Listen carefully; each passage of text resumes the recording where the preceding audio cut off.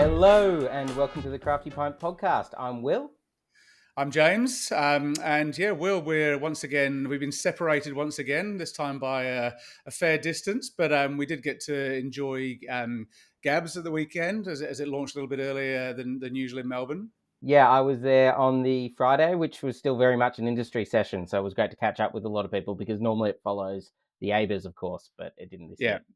Yeah, no, I attempted that on the Saturday evening, which I think was probably the busiest session. Had mum and dad in tow as well, and we did our best to get around. But I realised afterwards, as all these people had said, "Hey, I'll see you for the first time in age on Saturday night," and even with the more compact space, it was very easy to get caught up chatting to people and realise that you hadn't actually seen half the people in the room. But no, it was good. There was obviously some fun beers on, plenty of atmosphere and liveliness again. And yeah, I guess things have moved on since then. I'm now up in Brisbane, been here for a couple of days. Been to check out, was at Sea Legs yesterday, popped into Felons for lunch today. Heading out to a couple more places tomorrow before we hit the Sunshine Coast to see what's going on there. So yeah, all continues to move apace. Anyway, so before we get to this week's main guest, I guess a bit of a reflection on some stories over the last few days. One's a bit of a double header. We had the Beer by Design series that we kicked off late last year in partnership with OnPack, and we started off by looking at, I guess, the cutting edge of can printing and design that's going into cans, and now we're sort of going through the different stages. I know that the article that you ran this week was on trends. You spoke to, I guess, Kodo, one of the leading operators in that space from the States.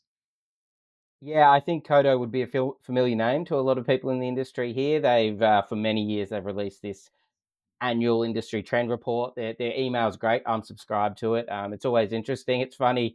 You kind of it is about design in a way, but it's about a lot more than that. Obviously, they go into a lot of stuff about mergers and acquisitions and creating sub brands, which we've seen a lot of breweries do here, and how you manage them and that kind of thing. So it's always a very thoughtful, reflective piece, that annual trend. So that was out last week, and then this story I talked to Isaac, one of the founders there, and also a couple of local brewers about how they've approached limited releases and things like that in these trying times for the industry. And Yeah. nicely, Mick Wust wrote a piece last week.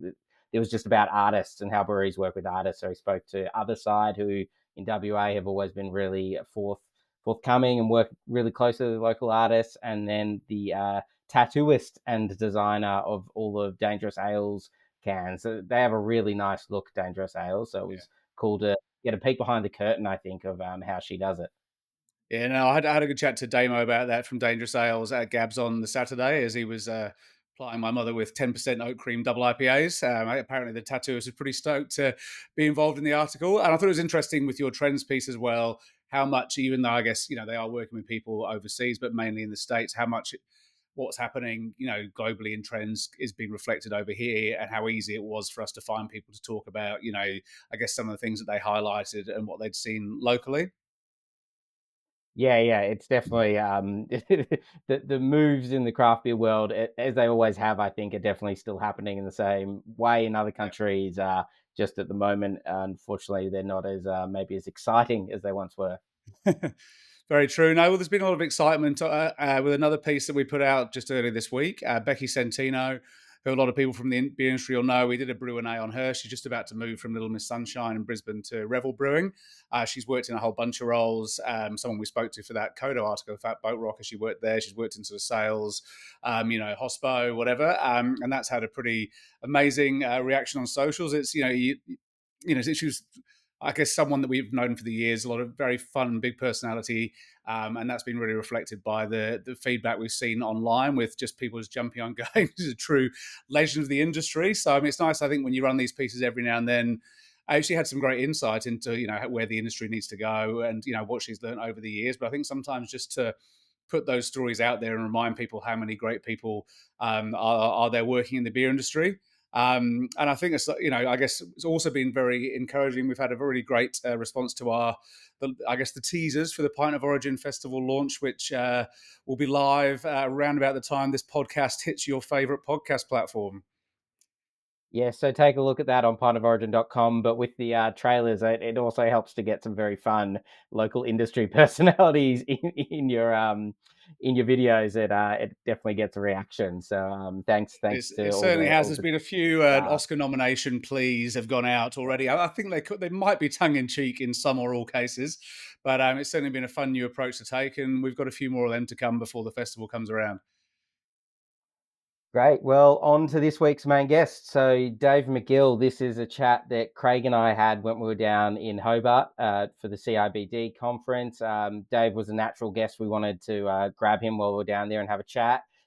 He runs Deep South Brewing and head brewer there and co-founder. He started that in 2021 with a couple of mates, one with a big publican background and the other who works in graphic design.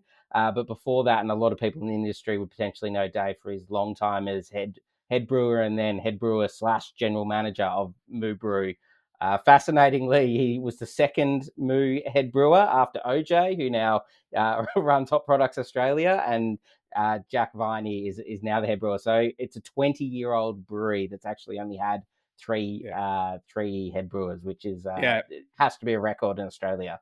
Yeah, and it's a great chat as well. Like Dave, he's a real character. He's one of the most genuinely lovely people. He is almost like the dictionary definition of the gentle giant.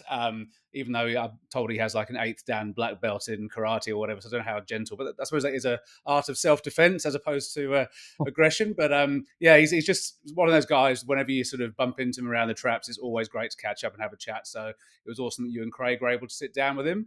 I guess before we get to that chat, talking of great people in the industry, don't forget to get your nominations in for Have You Done a Rallings, nominating good beer citizens, which you can do at craftypint.com/rallings, RALLINGS. And also, if you'd like to nominate a Bluestone Yeast Brewery of the Month, you can do that at craftypint.com/bluestone, BLUESTONE. So before we get to the main chat with Dave, I guess, Will, over to you again.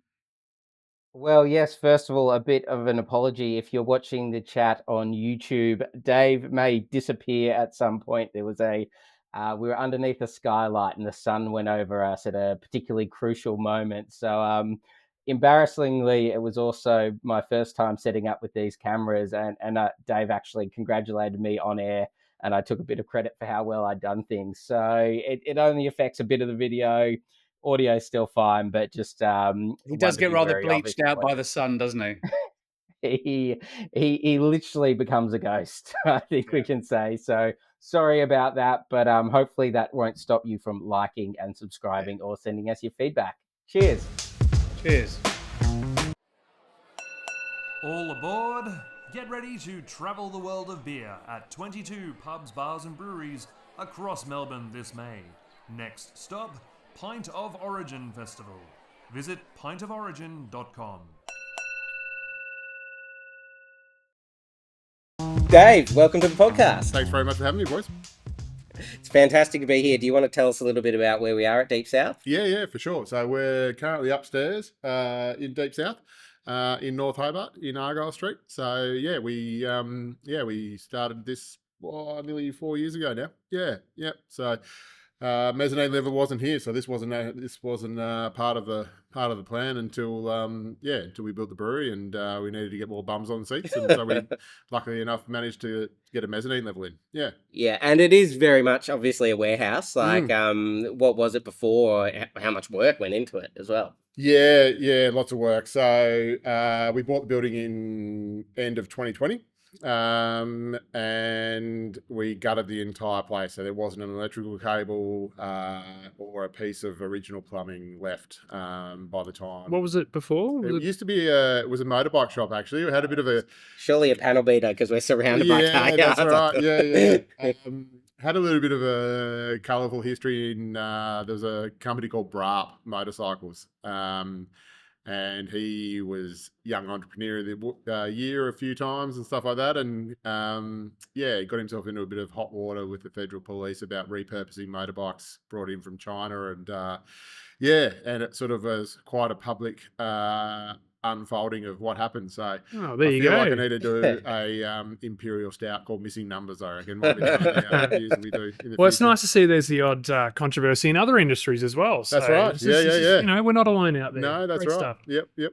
Fantastic. And tell us about what was the vibe, the aesthetic, like what were you trying to go for with the fit out? Yeah, for sure. So early days, it was my current business partner and a business partner that we lost early on. They both approached me and wanted to do a brewery. And at that stage, I was obviously GM and head brewer of Moo, and I sort of had almost given up a little bit on sort of doing my own thing, and the investor sort of side of things had worked out, and we found we were actually looking at a space over the back, and the real estate agent sort of said to us, look, if you're looking for another building, this potentially would be on the market. So we actually bought it off the market, which was great. And our main goal was to not go down the straight brew pub model. There's not the demographic, I don't think, or the numbers in Tasmania to support just a pure based, brew pub model. So we wanted to make it an inclusive hospitality space for everyone, really. So we worked pretty heavily on the bar. We obviously do wood fire pizza, which is not unusual in the beer scene. But we also have a lot of other aspects to the menu as well. And we also have got a pretty significant wine portfolio and whiskies and spirits and things like that, so that, we're well aware that not everyone comes in here drinking or looking for craft beer. So, yeah, we'll take their money off them any which way we can, really. So, it's just a matter of making sure we've got an offering for everybody, really. Yeah. And I know you did treat that very seriously. I remember the first time I came in here, you were talking about the wood-fired oven and where you'd seen other versions and things like that. It was obviously, even though you were coming in as a head brewer founder, a real precision in what you wanted. Absolutely. I guess, yeah. And look, the wood-fired pizza oven, it was one of the first things we bought into this building, and it weighs 3.7 tons, so it'll be the last thing that ever leaves this building too, I would imagine.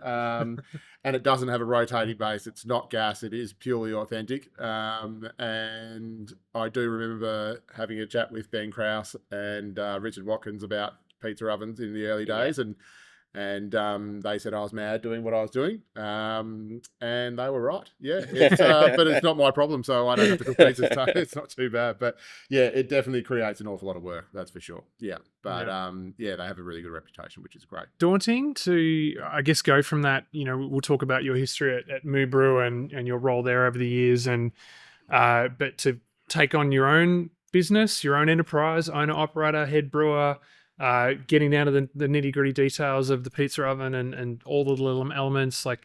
Tell us about that. What was that feeling like? Yeah, so it was the investment side of things. So one of our investor is also one of our business partners, so that makes life a little bit easier. So that was probably one of the real keys.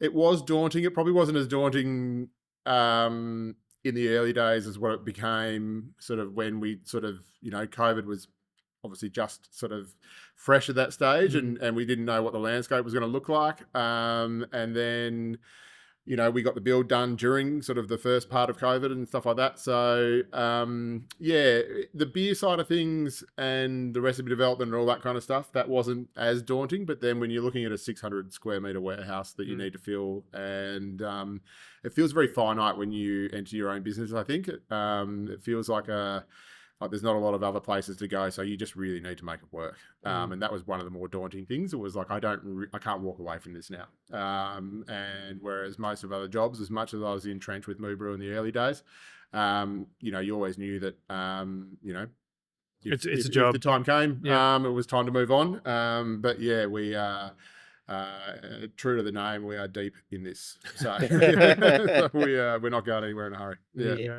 Yeah. And what about moving from a brewer side of thing, where it's very large production brewery, and you've gone into this general manager role as well, to being here? I know the first time I came in again, you were alone on the tools, and I imagine you're still on the tools pretty heavily these days. Or? Yeah, different tools. It was just me for the first sort of 18 months on the tools, and that was hard. Other than the steam and the electricity, I pretty much built the brew house, all the glycol and air and everything else. So that was good fun because there wasn't a lot of consequences at that stage when we were doing it. But they were long days and long weeks and months. So coming into this sort of realm after being in that bigger production sort of facility. It was interesting because obviously the venue as well, but I've got a strong background in hospitality. I've always sort of skirted in around hospitality my whole life, really. It's pretty much all I've ever known. So So we had a pretty good idea about what we wanted this place to look like. And Mm. again, that's evolved though.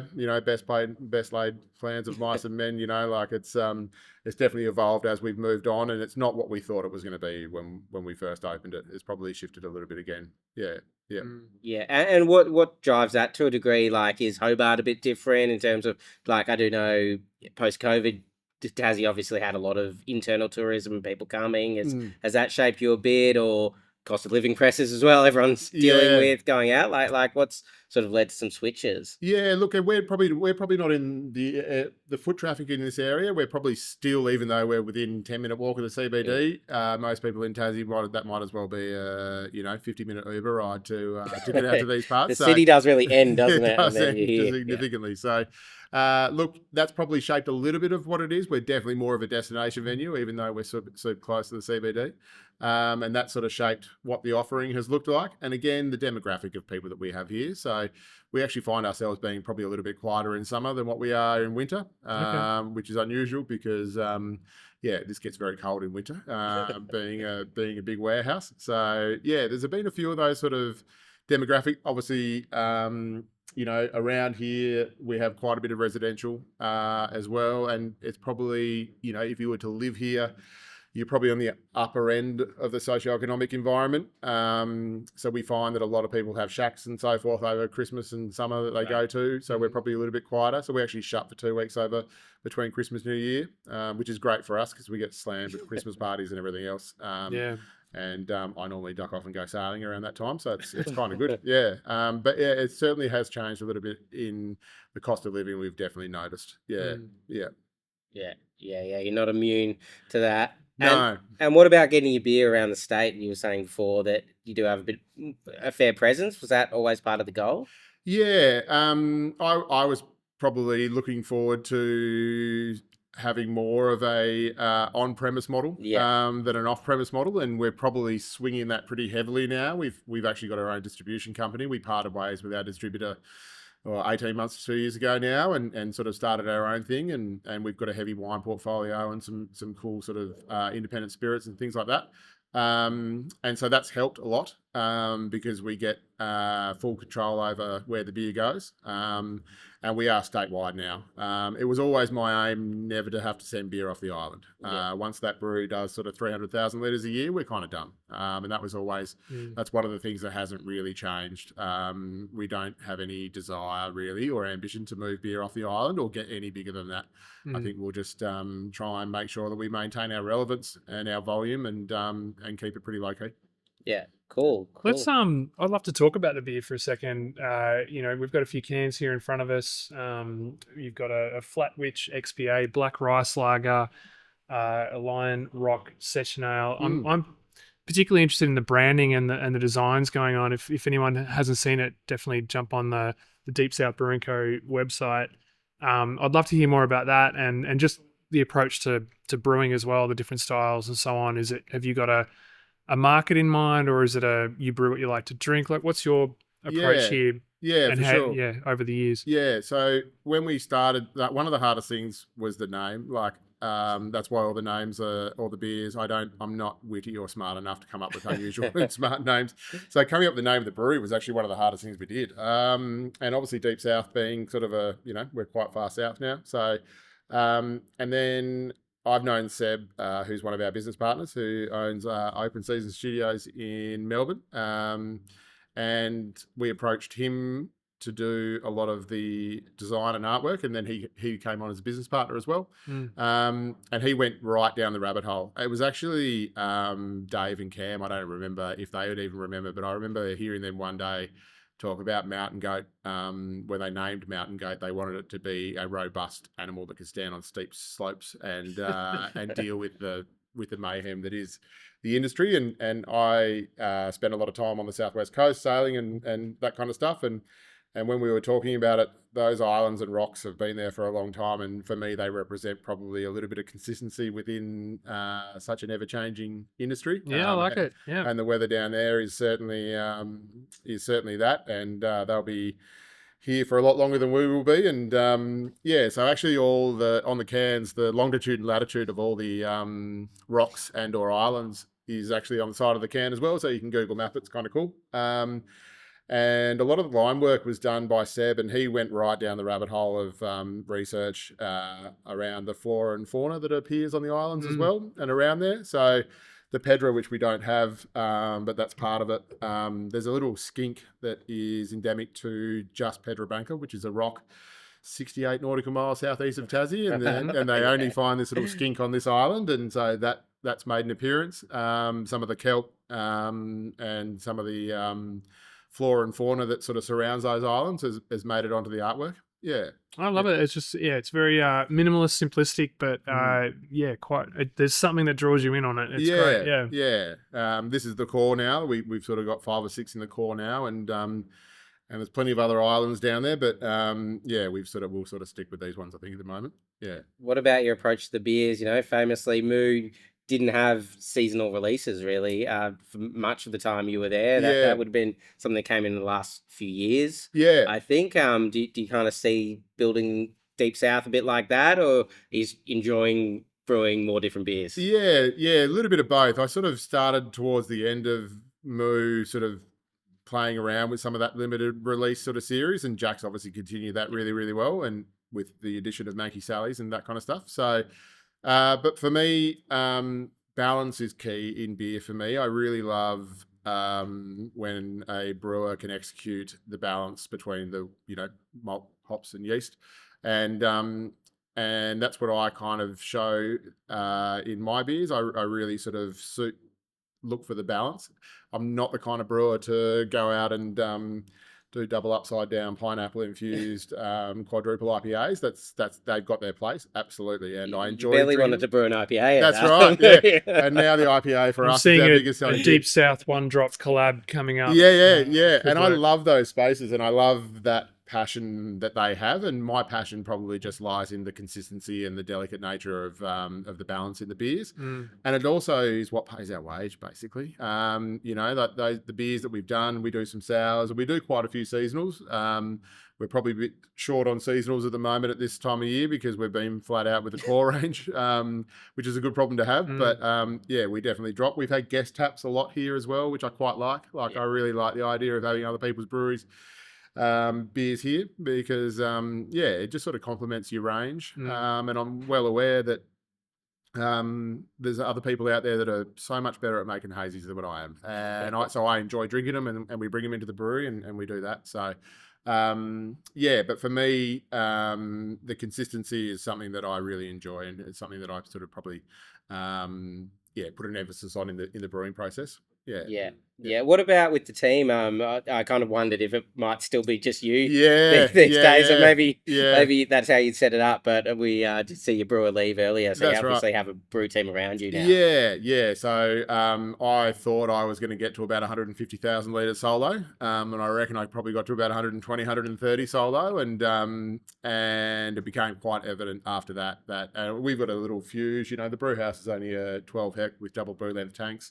But I've sort of spent money in areas that we can make it efficient for a small team. So there's myself, and I've got 2 other brewers, Tash and Rob, both ex Sydney, and they sort of slotted in. They were already moving down, and they sort of probably just approached me at the right time. And we obviously with the other businesses that probably takes a bit more of my time up. The distribution company's only less than 2 years old now. The recipes have sort of, towards when Rob started, I'd sort of took me probably 18 months to dial the recipes in, I reckon, and into where they are. And we're now with sort of some minor tweaks. And it's also great to have other people come in with other ideas and about other experience in other breweries because, I'm old and I've worked in lots of breweries, so I'm probably a bit more set in my ways than what I should be. And so having them come in and challenge, processes and procedures and things like that, and then bring their own ideas in. I think if it was just me in there banging around on the tools, it'd probably get stale pretty quickly, I reckon. Yeah. Cool. Well, you got venue, you got brewery, you've got distribution business. It's nice. You got to welcome more people into the McGilliverse. That's right. Yes. Yeah. The whole empire. Yeah, that's right. How welcome they feel sometimes when the stress is under the pump is up to them. But there's a lot going on at the moment, and I feel like we've sort of developed a strategy where we need to probably control a bit more of it rather than relinquishing some of that control. So we definitely try and look after distribution and the venues and things like that. Yeah. Cool. I think let's take a break and then we can talk about those early days. Yeah, for sure. They were so long ago from the sounds of things. Yeah, that's it. Yep. Cool. Cheers.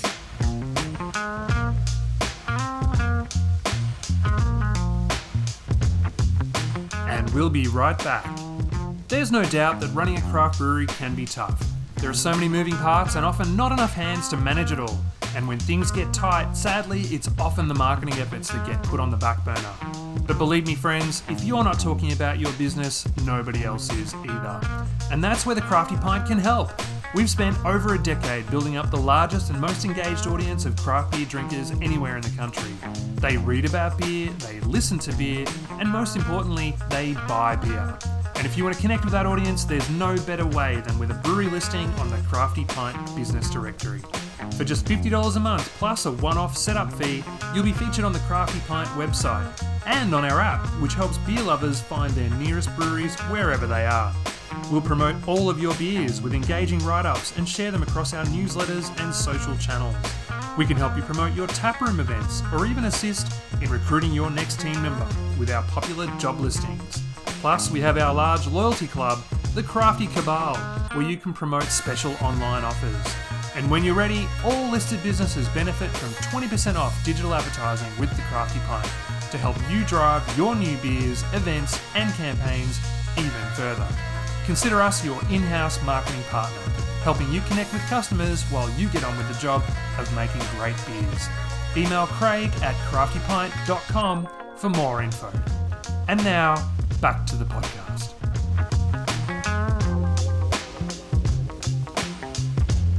Welcome back. Thanks for having me again. Made it for the first For 20 round minutes. 2, ding ding. Nice long break there. Dave, do you want to chat about the early days? You did hint that there was a lot of hospitality involved. How did you sort of start out and move into brewing? So I started working in hospitality I started doing security when I was 17, just before I turned 18. So 97. So a long time ago. And then I went to uni and failed dismally at uni and ended up running the uni bar. But you were good at that. Yeah, I was good at that. And then Top marks. Yeah. And then sort of left uni and went into hospo. And sort of found my space. And really enjoyed the early days of hospo.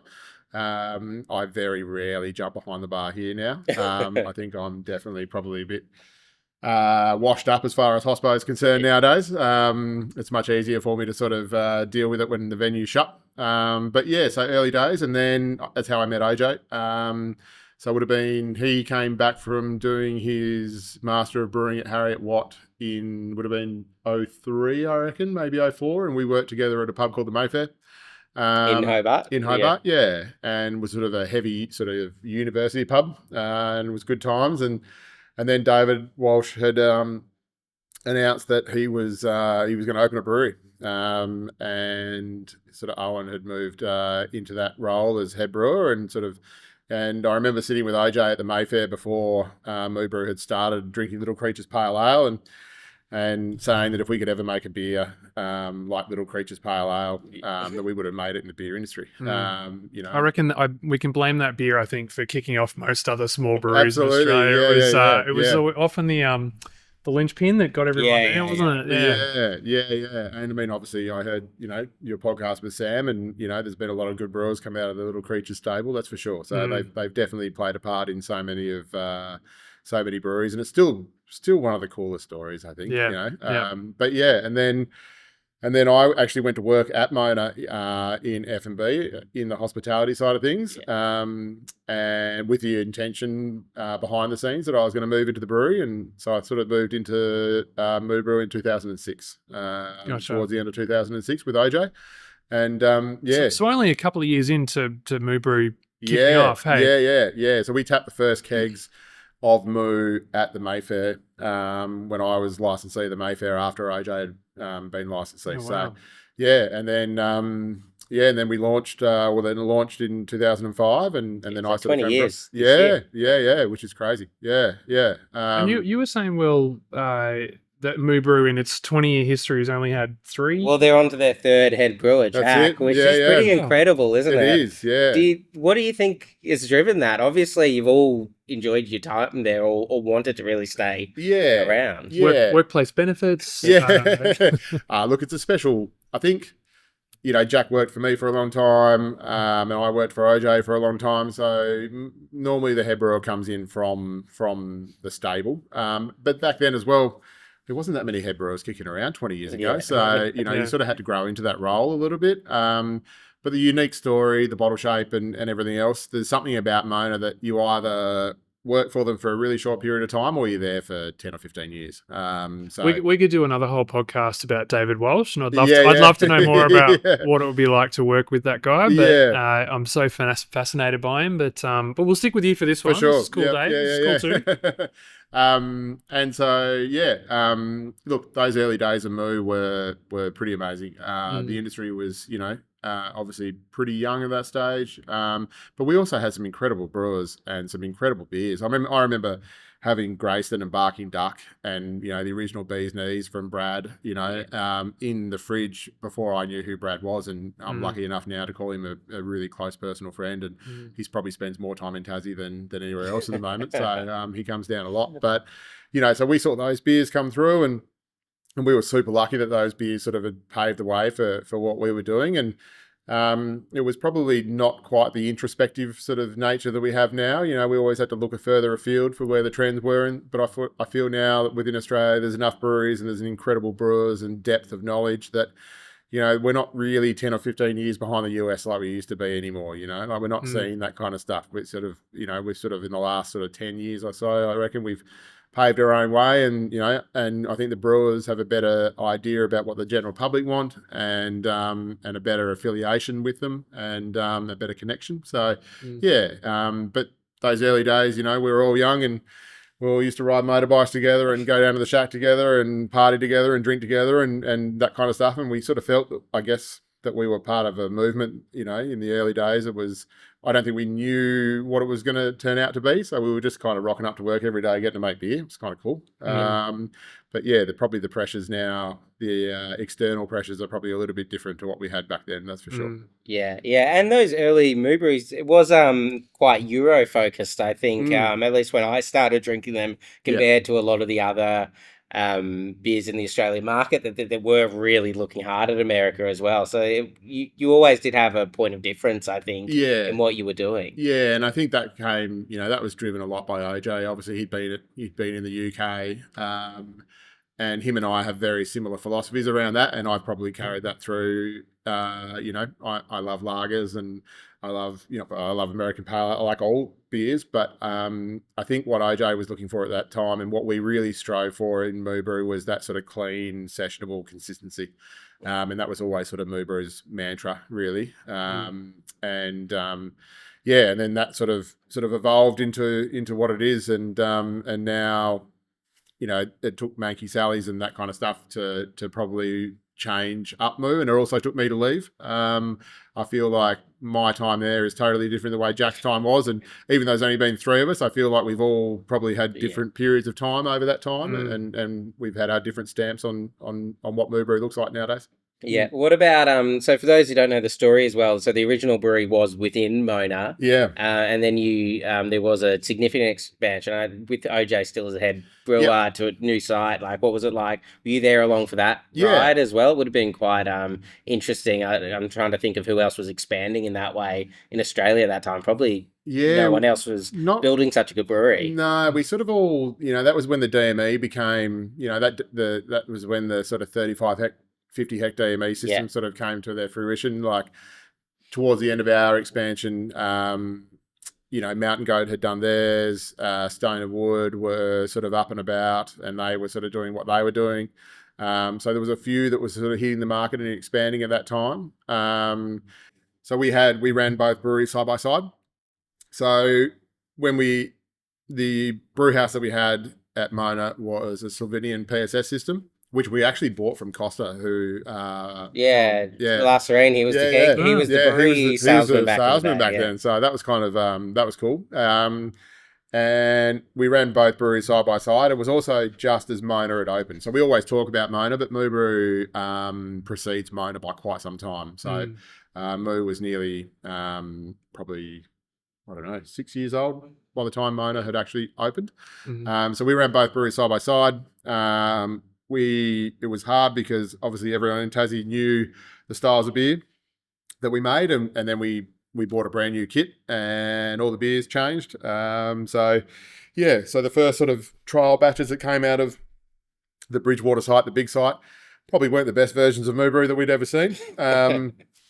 But we'd also launched Mona at the time, so everyone was pretty happy about that process, and we probably put, some probably subpar beer into the punters, but they didn't care because there was a shiny new museum that was kicking around, and we were all busily trying to replicate recipes that we'd been brewing for 5 or 6 years on a totally different kit. So that was quite hard.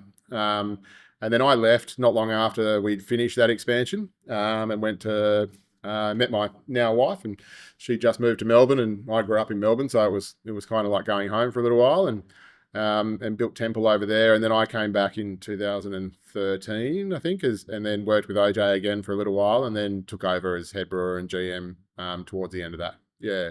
Okay. And then I decommissioned the Mona Brewery, and that went to Punt Road, actually, up in the Yarra. Oh, yeah. Okay. And then we just solely focused on the production facility out of Mona, or out of Bridgewater. Yeah.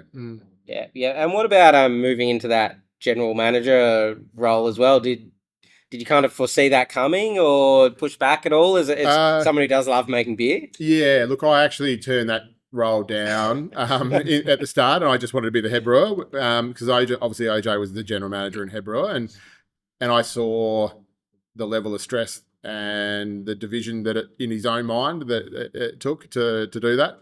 And we started to bring, and again, this was 2013, so still reasonably early days in the scene, and they started to bring some general managers down, and Mona's such a unique place that you have to have a very good understanding of the culture of Mona and how it works in order to operate within that business, because the business is so big and there's so many moving parts.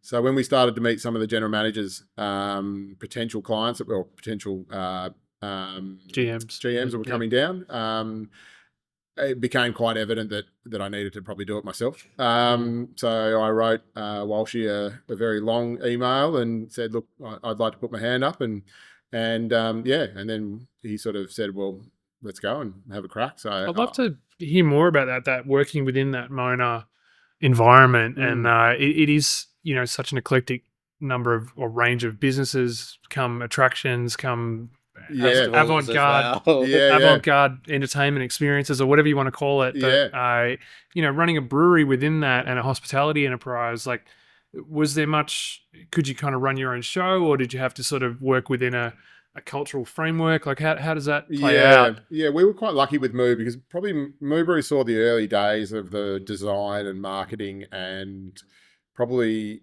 is where Mona dragged a lot of its consistency from. They were, Lee Carmichael, who was one of the head designers with Moo early days, and obviously worked with David on Mona, was very tight. I mean, I remember trying to get the gold on a T-shirt, and if the gold wasn't right on the T-shirt, he'd lose it. And getting the Moo Brew gold turned out to be very hard. There's no Pantone color for it, so you can't exactly just ring someone up and say, this is the color we need. Yeah. So that was interesting, and then Moo Brew was sort of very standalone, but then as Mona developed, and because at that stage it was just David, and it still stems a lot from just David's ideas. So there's so many moving parts, but there's only one boss. So that throws its own challenges at the best of times as well, because inevitably that was all driven solely through his vision, and so you're either on board, or you had to figure out a way very quickly as to how to get on board. And sometimes artistic vision doesn't make commercial sense. No, especially not in the Mona realm. There is no such thing as a commercial sense and art vision in Mona, that's for sure. So and then that changed a lot as we weren't immune to it at Mona, and as the cost of living and everything else increased, it became quite apparent that they needed to be all standalone businesses, and all the entities needed to, wash their face. Yeah, wash their face. That's exactly right. So, and that created its own because that wasn't where Moo Brew was set up in the early days. You know, it was the bottle. I think we were paying $1.60 or something like that for the first bottles of Moo Brew, like empty bottles that were like and they were getting made in the Per UK. unit. Per unit. Yeah. Jesus. Yeah, that's right. They were stunning though. They were, yeah, and they still are, and it's still such an important part of the process. And still, obviously, it's so good to see them that they haven't lost that, and that's something that David has always held on to. But we were quite autonomous in what we did within Moo, and as a business unit manager, talking to other business unit managers, I definitely probably skirted under the radar a little bit easier than some of the other ones, for sure. You're just a small pocket over That's here right. making beer. I'm just a happy brewer cruising around, making sugar water.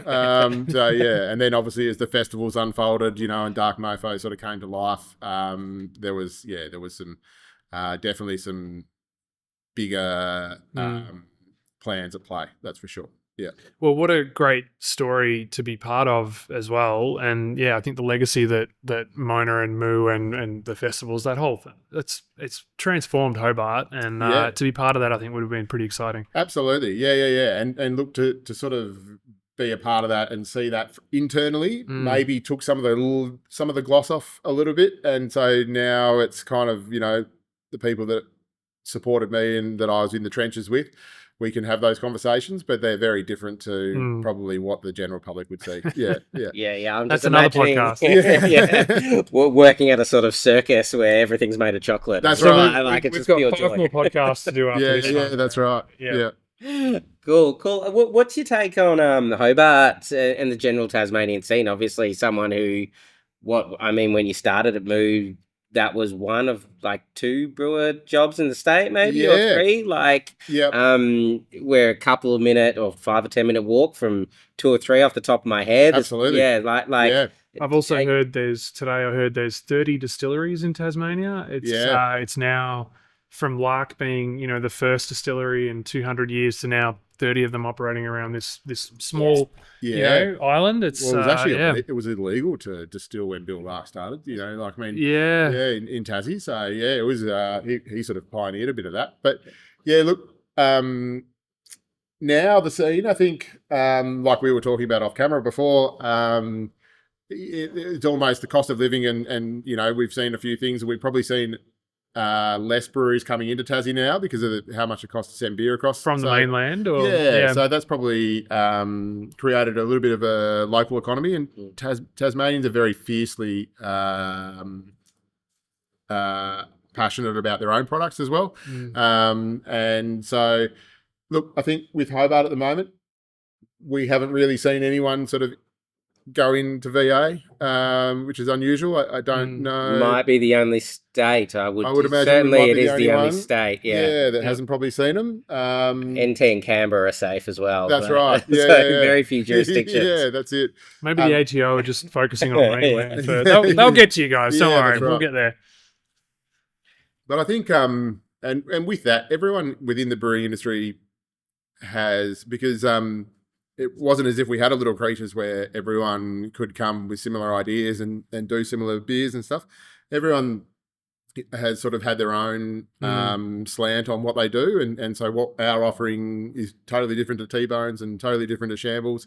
The beers are similar, but again, the beauty of it is, the brew houses and the kits are different. And so the beers are quite different. And then we've got, the northern end of the state, obviously, Tassie's been very, famously had Bogues and Cascade, and 25 years ago there's no way you would have drank Cascade north of Campbelltown, and vice versa, you wouldn't have drunk Bogues south. But now I think we've seen with the education of consumers that those lines are blurred now, and that's probably helped. We also have got access to some beautiful hops that are grown in Tassie as well, which has been fantastic. And so, you're quite connected with and we've got our own malting plant down here as well. So you're quite connected with the raw material and with the manufacturers of that as well. So, I think everyone within Tassie's done the HPA tour, I feel like there's a right size, right market kind of vibe going on in Tasmania, and all of the, not the Bogues and Cascades, obviously, but the craft breweries, I feel like they're all at that right size to maybe come under the excise cap, and Yeah. and they're sort of able to distribute enough beer to keep to have a very viable business, Yeah. and with a hospitality operation or whatever it might be, but Yeah. not having to worry about sending beer over to the mainland or whatever it might be. Yeah, that's right. And look, one of the most humbling things when we started this was I went from being, obviously the head brewer of Moo, the big end of town in a small pond, to the upstart new brewery ringing up other people saying, "Can I borrow this and can I borrow that?" And and Can't that use kind- your lab. yeah, that's it. Yeah. And so that was probably the most beautiful, humbling thing I think in the build of this process was being able to ring. I actually worked at Shambles. I did some time with Shambles while we were building this because obviously there was no income while we were building it as well. So yeah, lucky enough to obviously have some pretty serious friends that definitely helped us out along the way. And I know Scotty, who's not with HBC anymore, but I was speaking with Brendan when I was at Moo, and and his business plan was solid, and at that stage Hobart was fledgling, and I said to him, "You're going to need a brewer,"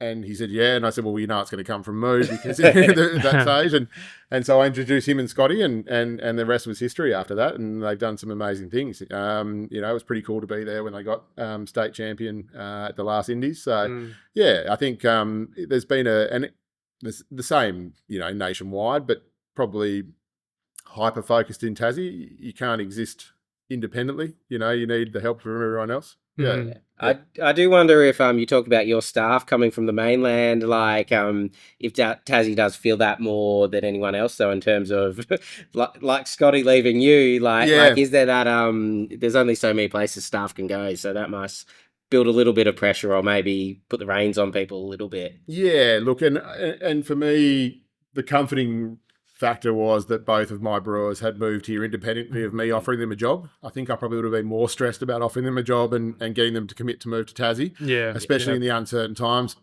that we had post-COVID. So yeah, that's been, and again, we've seen that with Fox Friday and stuff like that. They've got a lot of interstate brewers and things like that are moving down, and we just don't have the big breweries with the capabilities, north of 1 million litre sort of breweries where if you've been within that brewery in Sydney for 5 or 10, 5 years or something, you're ready to take the head brewer role. And so we're probably seeing people now that pathway is not accessible for them moving to Tassie and looking for that pathway, which has been great. It's definitely helped because we don't have the, Stone and Wood would have turned out 10 or 15 brewers a year, I reckon, that had beautiful access to incredible, QC and C boxes and all the other kind of stuff, and then they could go into a smaller independent brewery and then use those skills and then lift that up. And we just don't have those breweries in Tassie, so they are definitely coming in. Yeah, that skill set. Well, Dave, I think it's about time to finish up. So as we like to, we've got 3 questions in the Crafty Pint to throw your way. And I was just wondering, kind of looking at the past, present and future. And first up, whether it was when you started Deep South here or maybe when you started brewing, if there was something you could tell yourself, what would it be? Don't do it, Dave. Yeah, I was actually thinking about this question, and I think the beauty of it is if you knew, you wouldn't do it. And when you do know, it's already too late. So then it's the fight or flight mentality, I think, in this sort of situation. Like I was saying before, it's that finite nature. And I think it's probably what's brought the best out and the worst out, unfortunately, like where people have really struggled is the fact that there is not a lot of other, there's a lot of people in the brewing game that have come from other professions that thought it was going to be, a sea change or a tree change and going to make beer and it was all going to be good. And I think if you knew the reality of it, maybe you wouldn't have done it anyway. And we would have missed all these amazing minds coming into the industry, albeit somewhat burnt out sometimes after, doing their own thing. But if you knew everything, the chances are you probably wouldn't have actually done it. I always query that about you've got the guy at home who loves to barbecue or whatever or do that, and someone says, "Oh, you should start a food truck," and it's like, if you enjoy something as a hobby, maybe it's not the best thing to do as a professional career because it can be a lot more challenging. But when I sat down with when I did Ballarat Uni with Pete Aldred, I was in the room and Kev from Moondog was in the room with me, and there was a few other significant brewers. I was the only one gainfully employed in a brewery. at the time, and Pete asked who wants to own their own brewery one day, and everyone bar me put their hand up. And I think I'm the only one that owns their own brewery now. And he said, "Don't fuck up a perfectly good hobby by trying to make it a career." And again, I must have missed that section, but I remember him saying it. But So look, I think if you knew everything, you wouldn't get the best out of yourself, I don't think, or out of the industry. Yeah. That's why I'll never be a professional golfer, Will. Best way to ruin a good walk. Yes. And what about someone coming into the industry now, other than maybe don't do it? Is there advice you give them, or just go with it? I do it. Yeah. Look, I mean, luckily enough, we've got 2 brewers in here, and Tom Champion messaged me a few weeks ago and said that he had a lady coming down, and she wanted to get into the brewing game, and she'd done a little bit with Felons and done a little bit in hospo, and we've got her in the brewery for 2 days a week, and the chances are we probably don't need that as much at the moment, but the opportunity to give someone the experience, because again, it's still so hard to get experience in the game, and it doesn't matter how much you do IBD wise or whatever the courses are, unless you've got boots on the ground experience. And that's probably because of how tight we run. There's no redundancy in these breweries, so I think that's probably been one of my proudest moments, is to be able to give those kind of people an opportunity and get them on the ground, because knowing full well that, this won't be the forever brewery, I wouldn't imagine, but if they decide to move somewhere else, then they can walk in and say, yep, I can do that. Well, there you go, listeners, if you want free work experience, Deep South Brewing, happy days. And what's the last one we've got? Oh gosh, here we go. This is 20 years in the game. Dave McGill, your one hope and dream for Australian craft beer. Oh. Where are we going? What's going on here, Dave? I think we just need to keep doing what we're doing. I don't think the industry's that broken, what I mean? Just keep swimming. Yeah, just keep swimming, just keep making good beers and keep learning and keep humble and just keep the community, I think. The only way we're going to get through this, if the community that we had 20 years ago that everyone talks about, the heyday, I don't think that's any different. Like one of my brewers, there's a group of them that, they go for a walk every, once a week, and they catch up. And I think the people that we had 20 years ago, I look at that and that's what we did. But now as business owners, and I've got two kids and a wife, and, so for me, what the industry looks like is totally different to what it looks like for them. And I think that sometimes the people calling the shots in the industries at the moment are the ones that remember those days, but what they don't see is that underlying swell of the people that are brewing for them and doing that are still doing those things, and there's still that level of community amongst them. So I think that will be the key. I think as a collective to move forward, I think it's just a matter of making sure that everyone aligns with each other and then just keeps on moving. Do you feel like there's a bit of a passing of the torch kind of thing, or like the next generation of brewery owners and brewery builders coming through? Yeah, I think so. Yeah, absolutely. I think I even said to my wife the other day that I was probably in the twilight of my career, and she laughed. she laughed at me, and I meant that in a metaphorical way. Like, I think that what I get out of beer now is seeing other people and their passion and being able to facilitate their recipe development ideas and what they want to do and things like that. And that's probably where I get the biggest satisfaction out of it nowadays. 20 years of being on the tools and sticking your hand in caustic and getting it sprayed all over yourself and things wears a little bit thin after a while. But that all came because we were part of something that hasn't gone away. But I think just the external noise that we see nowadays probably mutes that a little bit. But I think having seen that with my brewers, it's definitely still there. I think that's the key. Well, my only hope and dream, can I make McGilliverse a thing? Let's do that. Yeah. Dave, thank you so much. Thank you very much. Fantastic. Yeah, it's been an absolute pleasure. No, thanks so much for hosting us as well, and for the beers. And, for all the work that you guys do as well, I know that, that you guys give up a lot of time to do this, and I've seen firsthand how much it takes to set up this stuff, and you guys are imperative in the future of what we do. So, yeah. No, well, Will is, I just do the ad read. So. Just so listeners know, this was my first time setting this whole system up. So you've done a good job. Hopefully it'll take half the amount of time next time. I kept him on the session before he got it set up, so we're good now. Great. Thanks so much for joining us. Cheers, guys. Dave. Thanks very much. Cheers. Thank you. The Crafty Pint podcast is produced and edited by Matt Hoffman. You can get all your beer-related news and reviews on the Crafty Pint website, craftypint.com, and can stay up to date on future podcast episodes via our socials. We wouldn't be able to produce the podcast or the website, events or festivals we run without the support of the beer industry, whether that's suppliers, bars, breweries or bottle shops. If you'd like to support the show or partner with the Crafty Pint in other ways, please reach out to Craig via the details in the show notes. And if you're a beer lover who'd like to support what we do, you can join our exclusive club for beer lovers, the Crafty Cabal. Visit craftykabal.com for more. And until next time, drink good beer.